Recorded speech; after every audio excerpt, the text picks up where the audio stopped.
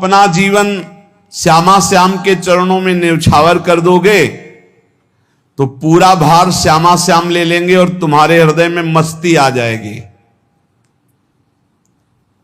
शोक विषाद बहुत ध्यान देने योग्य विषय है।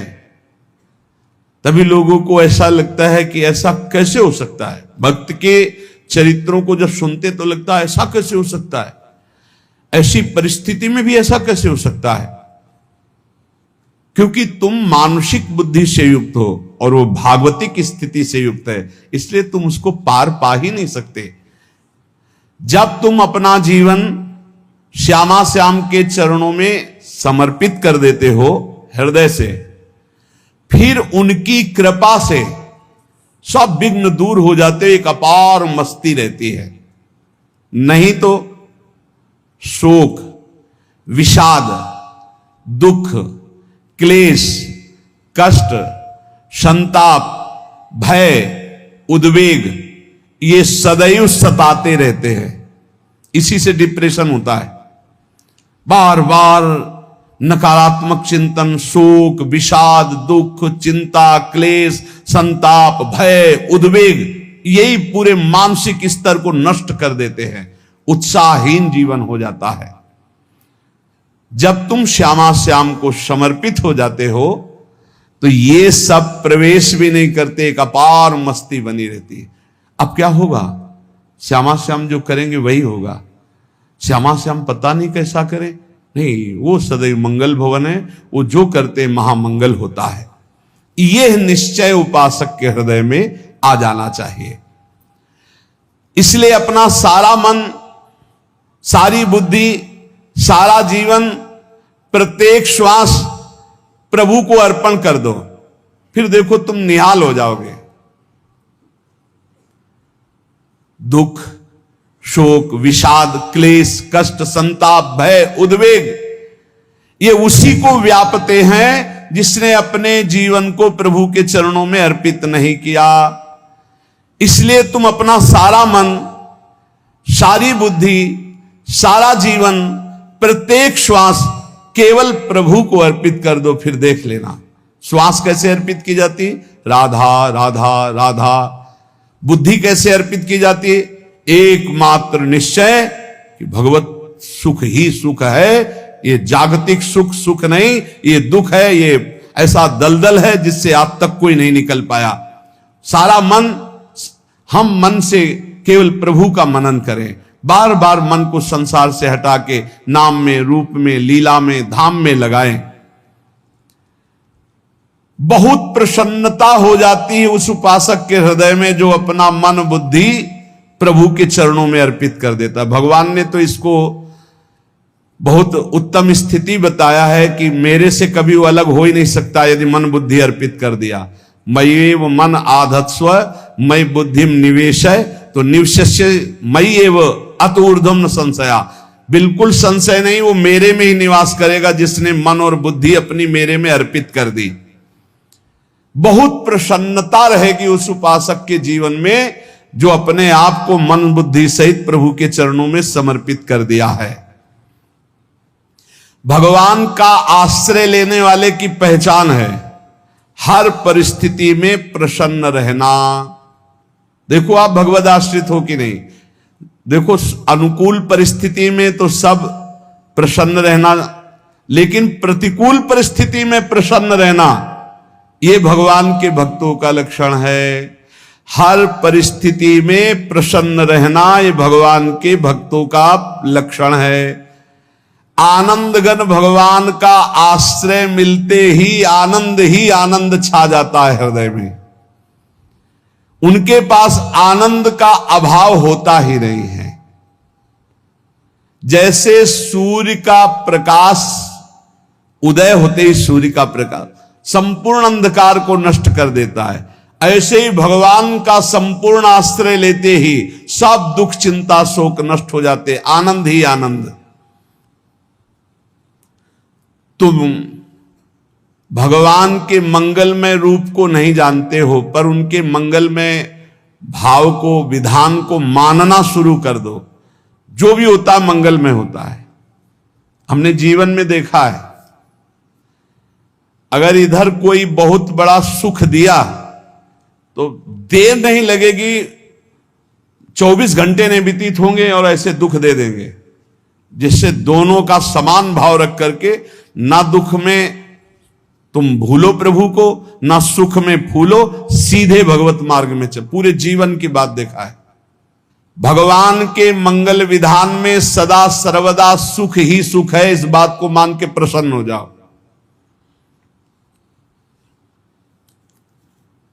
जब भगवान का भजन करने वाले की तन्मयता बढ़ती है भजन में, तो द्वेषी जन अपने आप तैयार हो जाते हैं। भक्त कभी किसी से द्वेष नहीं करता, अपने आप वो द्रोह करने लगते। तो नरसिंह मेहता जी से बहुत गांव के कई लोग थे जो जलते थे, ऐसे जलते थे कि अब क्या करें, कैसे मिटा दे नरसिंह मेहता जी को। अब उपाय तो मिल नहीं रहा था। तो एक दिन संतों की मंडली आई और उन्होंने कहा कि हम रास्ते में कोई चोर आदि धन ना ले ले, इसलिए यहां से किसी की हुंडी चलती है क्या द्वारिका में? पहले ऐसा था। बोले हाँ हाँ, हमारे यहां बहुत बड़े सेठ हैं नरसिंह मेहता जी, पर आप कहोगे वो मना कर देंगे। कई बार कहोगे, अगर वो स्वीकार कर ले तो वहां। और उनका लक्ष्य था कि नरसिंह मेहता जी की तो खाने की भी सुविधा नहीं थी, हुंडी कहां की बात आई। उनका था कि जब वो ना कहेंगे तो संतजन नाराज हो जाएंगे, अगर हां कह दिया तो वहां हुंडी चुकेगी नहीं, तो संतजन अपने आप इनको शाप दे देंगे, अपराध बन जाएगा, ये नष्ट हो जाएंगे। संतों को भेजा, नरसिंह मेहता जी ने सबकी दंडवत की, चरण पखाड़े। तो उनका ये इतना रुपया है, द्वारिका में साधु सेवा हम करेंगे, वहां तुम्हारी हुंडी चलती है तो आप अरे उनका आप कहाँ भूल रहे हो, यहाँ खाने की भी व्यवस्था। बोले हमें सब पहले से बता दिया गया कि आप मना करोगे, बार बार मना मत करो, हमें पता है। तो उन्होंने ठाकुर जी की तरफ देखा, बोले क्या लीला है प्रभु, संतों से हम क्या कहें, ये ले रुपए। उस समय स्वर्ण की मोहरें चलती थी, बेच के बाजार से खूब उन संतों को पवाया, उन्हीं संतों की सेवा की। और उनका अपने सेठ का नाम तो बताओ जहां हमें जाके हुंडी मिलेगी। सेठ सावल सा सेठ। संत जन गए वहां, पूछा कि नरसिंह मेहता जी का जिन सेठ से परिचय, उनका नाम सावल सा सेठ, उनकी गद्दी कहां है? तो जो कुछ भक्त थे वो द्वारिकाधीश की तरफ संकेत करते कि वही हैं। बोले नहीं नहीं, वो सेठ है, उनकी गद्दी चलती थी, पूरी बाजार में कहीं कोई। अब संत जन एकांत में होकर के बहुत विचलित हुए, क्या हमारे साथ धोखा हुआ? नरसिंह मेहता जैसा संत क्या धोखेबाज हो सकता है? देखो, संशय तो बहुत विचित्र होता है, बड़े बड़ों को संशय हो जाता है। जब भगवती सती जी को संशय हो गया, राम जी को हे खग हे मृग हे मधुकर श्रेणी ऐसा पूछते हुए कि सच्चिदानंद कैसे हो सकते, तो किसी को हो सकता है, क्योंकि वो बुद्धि की अधिष्ठात्री देवी है। जो ही उनके मन में ऐसा आया कि क्या हमारे साथ धोखा हो रहा है, इतने में ही देखा जय हो सावल सा सेठ की। होगा सावल सा सेठ, तो देखा बढ़िया मुनीम जी उनके साथ, तो सेठ बस्ता लिए हुए मुनीम जी, सरकार इधर से चलो। तो उनका सावल सा सेठ आपका नाम है? संतों ने कहा। बोले हाँ। बोले नरसिंह जी? हाँ। बोले आपकी हुंडी आ गई है। हुंडी एक कागज में लिखा कि ये हमारे सेठ जी को दे देना। वैसे लोग मुझे माखन चोर कहते, कोई कुछ कहता, लेकिन आपने सेठ बना दिया। जब आपने सेठ बना ही दिया तो आप कभी परवाह मत करना तुम। और ये सेवक आपकी सेवा में सदैव तत्पर है, भगवान ने ऐसा लिखा। जो भगवद आश्रित है, एक बार ये चलता रहता है, जो संत जन होते हैं उनके विरोधी अपने आप बन जाते हैं, किसी से कोई मतलब नहीं, अपने आप विरोधी बन जाते हैं। कबीरदास जी का पूरी काशी में यश था। भजन करने वाले महापुरुषों का यश बढ़ता है जब, तो जो भजनहीन होते हैं उनके हृदय में जलन पैदा हो जाती है और वो उनको विविध प्रकार से फंसाना चाहते हैं, उनको कष्ट देना चाहते हैं। तो कबीरदास जी के यश को धूमिल करने के लिए कुछ ब्राह्मणों ने एक रचना रची, मूड़ मुड़ा के कबीरदास जी के शिष्य बन करके पूरी काशी के सब आश्रमों में निमंत्रण दे आए। कल भंडारा है, संत सेवा है, सबने स्वीकार किया। कबीरदास जी अपनी दिनचर्या करके निकले तो संत मंडली आने लगी। बोले कै बजे सेवा है? साधु सेवा। बोले कौन सी साधु सेवा? बोले कल आपके शिष्यजन निमंत्रण दे के आए, पूरी काशी के सब संत आ रहे। कबीरदास जी ने कहा यहाँ तो एक की भी व्यवस्था नहीं, पूरी काशी के संत आ रहे। अच्छा समझ में आ रहा है, लीला बिहारी तुम लीला करना चाहते हो। गए अपना निकल गए गंगा किनारे, एक झाऊ के नीचे बैठकर अपना भजन ध्यान में मगन है। 11-12 बजे तो उन्होंने देखा संतों की मंडली, काशी तो बहुत। कबीरदास जी ने देखा कि आश्रम की, तो बोले पता नहीं क्या होगा, चलो चलते हैं। तो ऐसे गमछा वस्त्र करके ऐसे डालकर मुंह ढक करके, वहां बड़ी बड़ी पंगत लगी थी। कबीरदास जी सबको पाओ जी पाओ। कबीरदास जी के रूप में स्वयं भगवान पाओ जी। कबीरदास जी ने कहा अच्छा जब स्वामी परस रहे तो हम भी बैठ के पा ले। तो जब उसी पंगत में बैठ गए अपना कपड़ा ढक करके, और जब मोहरे की दक्षिणा दे रहे थे सब लोग कि वाह कबीरदास जी ने आज तो साधु से सबको। जब कबीरदास जी के सामने आए तो ऐसे मुंह ढके, बोले देखो जो मेरा होता है उसे मुंह छुपाना नहीं पड़ता, मुंह ढकला नहीं पड़ता। लो दक्षिणा, तुम भी दक्षिणा लो। कबीरदास जी को कबीरदास जी दक्षिणा दे रहे, वो कबीरदास जी है भगवान, और ये पाले वाले कबीरदास जी है भगवान के जन। कभी भगवान अपने, अरे जमाने जोर लगा ले, कितना जोर लगाएगा, भक्त और भगवान का झंडा कभी न झुकने पाएगा। बिल्कुल चिंता शोक भय उद्वेग रहित जीवन भगवद आश्रित। तुम भगवान के मंगल विधान में सदा सर्वदा प्रसन्न रहो। अब ये विचार कर लो कि भगवान जो करेंगे तुम्हारा मंगल करेंगे। अब थोड़ा ऐसा बीच में लगता है कि अमंगल हो रहा है क्या, लेकिन पक्का समझो बहुत बड़ा मंगल उनका विधान होता है। बहुत ही उत्तम मंगल होता है भगवान के शरणागत का। भगवान हमारे विचारों वाले नहीं हैं, हमारे विचार प्राकृतिक है, भगवान के विचार चिदानंदमय हैं। वो अपने विचार से हमारा मंगल करते हो, हम अपने विचार से मंगल चाहते हैं। भगवान के विचार से मंगल ही हमारा होगा, इसलिए कभी हमको चिंता शोक भय नहीं करना चाहिए। भगवान की ओर से कभी तुम्हारे लिए ऐसा विधान नहीं होगा कि तुम दुखी हो जाओ, बस तुम्हारी सोच हो सकती है, उसका परिणाम बहुत मंगल होगा। जगत की ओर से निराश हो जाओ, किसी से आशा मत रखो, फिर आप देखो आपका जीवन कैसा आनंदमय व्यतीत होता है। ये जो जगत की आशा है यही दुख प्रदान करती, सच्ची जगत की आशा ही दुख प्रदान करती है। अगर जगत से कोई संबंध न रखा जाए और भगवत भाव में रहकर तो बहुत अच्छा जीवन चलेगा। अपने कर्तव्य का पालन करो, परिवार को भगवत स्वरूप मानकर पोषण करो, किसी से कोई संबंध मत रखो, कोई आशा मत रखो, यही अध्यात्म सिखाता है। अपने आप भगवत स्वरूप, सबका व्यवहार मंगलमय और आपका जीवन मंगलमय। अपने घर में ऐसे रहो जैसे किसी अतिथि के घर में रह जाता है। चलना है, यहां से जाना है। कौन रहता है अपने घर में अतिथि की भांति? भगवान का भक्त। जाना है यहां से, अपनी प्रिया प्रीतम के पास जाना। ये हमारा घर नहीं है, यहां तो हम समय व्यतीत कर रहे हैं, अपनी आयु व्यतीत कर रहे हैं भगवत आराधना करते हुए। हमें जाना है प्रिया प्रीतम के पास। वास्तविक घर भगवान का धाम है हमारा, वास्तविक घर वाले प्रभु हैं हमारे।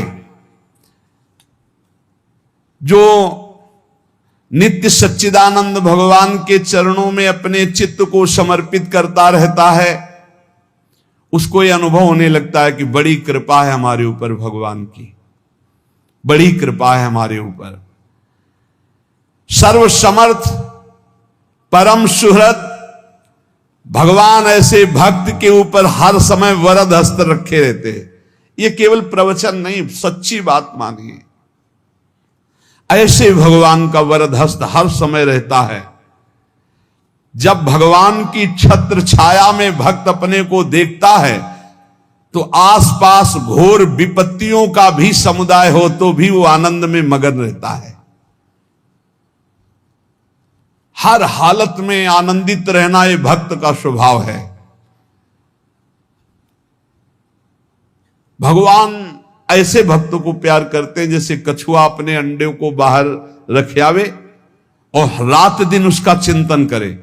जब भक्त भगवान को समर्पित होता है तो भगवान रात दिन उसकी ऐसे चिंतन सुरक्षा करते हैं। अभय, ये दैवी संपदा का पहला गुण है। ये भगवान के शरणागत पर जागृत हो जाता है, वो भयभीत नहीं होता, किसी भी उससे भयभीत नहीं होता। यही डर ही डरपि हरिवंश हित, जिनो भ्रमय गुण सलिल पर। इस डर से डरते रहना चाहिए कहीं गुण रूपी पानी में फिसल न जाए, नहीं तो गलती हो सकती है। साधक सावधान रहे। ये अभय दैवी संपदा का सबसे बड़ा गुण है। जो भयहारी भगवान की शरण में आ जाता है तो उसके अंदर ये अभय प्रकट हो जाता है। अगर कहीं तुम्हें एकांत में भय लग रहा है, एक आदमी तो एकांतिक में आए थे, वो कह रहे थे कि हमें हर समय भय लगा रहता कि कोई हमारे पीछे है, अंधेरा तो लगता कोई खड़ा है, मैं जीना मुश्किल हो गया, ऐसा भय। देखो ये मन कैसा है, भगवान से विमुख होने पर कैसे डरवाता है। वो कह रहे हर समय मुझे डर लगा रहता है, कोई सामने खड़ा है, कोई पीछे खड़ा है, ऐसा भय लगने लगता है। और जब भगवान की शरण में आ जाते हैं तो ये अभय स्थिति हृदय में जागृत हो जाती है। कोई भी भय आसपास आ ही नहीं सकता, यहां तक कि नरक का भी भय खत्म हो जाता है जो भगवान की शरण में है। महापापी भी पुण्यात्मा महान भक्तों के समान वो उत्तम गति को प्राप्त हो जाता है जो भगवान की शरण में हो जाता है। पर ये जो भोगों का आश्रय लिए हुए हैं, मनमानी आचरण कर रहे हैं, ये कभी उस अभय को जान ही नहीं सकते कोई अभय पद है क्या। इनको तो कदम कदम पर शोक, भय और दुख की प्राप्ति होगी, कोई बचा नहीं सकता। जो भोगों में लगे हैं, मनमानी आचरण कर रहे हैं। अगर निर्भय होना चाहते हो, परम सुखी होना चाहते हो तो भगवान के शरणागत हो जाओ। सारे जगत को अभय दान देने वाले भगवान हैं। भगवान का एक प्रण है, मम पन शरणागत भयहारी। जो मेरी शरण में आ गया उसके भय का मैं नाश कर देता हूं। साधना में अवस्था मन की मानी जाती है कि आप कितने अच्छे साधक हैं। यदि आपका मन भगवदाकार है, हर समय भगवत चिंतन चल रहा है, आपके स्वप्न भागवतिक आ रहे हैं, आपके विचार भागवतिक हैं, तो आपकी अच्छी साधना हो रही। और यदि आपके स्वप्न गंदे आ रहे हैं, क्योंकि स्वप्न में मन का ही सारा खेल होता है, और आपकी चिंतन वृत्ति वासनात्मक चल रही, तो अभी साधना का प्रभाव मन पे नहीं पड़ा है। जिसका मन हर समय भगवत चिंतन करता रहता है वो जीते जी जीवन मुक्त हो जाता, अनुभव होता है। जैसे किसी ने कहा कि हमें कैसे पता चलेगा कि हमारा काम हो गया है, तो जैसे आप भोजन पा लेते हैं तो किसी दूसरे से गारंटी थोड़ी लेनी होती कि हम छक गए हैं क्या, आप जरा बताना हम छक गए हैं क्या। नहीं, अपने हृदय में आ जाता है कि अब मैं तृप्त हो गया। ऐसे ही अपने हृदय में आ जाता है कि मेरा काम हो गया, अब मेरा जन्म नहीं होगा। ये हृदय में आ जाता है, अपने आप अनुभव में आ जाता है। जब स्वरूप बोध होता है तो किसी और से सलाह थोड़ी लेनी होती है, वो अपने आप अनुभव में आ जाता है। हां, यदि गुरुदेव का वर्ण नहीं किया है तो फिर आपको किसी न किसी गुरु से प्रमाणित करवाना पड़ेगा। अगर गुरुदेव का वर्ण किया है तो वही मंत्र, वही नाम, वही गुरु शरणागति आपको अंदर से पुष्ट कर देगी कि आपका काम हो गया है। विषय चिंतन करता हुआ मन विषय आसक्ति को प्राप्त होता है। विषय आसक्ति को प्राप्त हुआ मन बार बार जन्म मरण और नरक को प्राप्त होता है। बस ये विषय चिंतन हटाना ही प्रमुख कर्तव्य साधना का है। बार बार मन को विषयों से हटा करके प्रभु के नाम में लगाओ, प्रभु के रूप में लगाओ, प्रभु की लीला में लगाओ।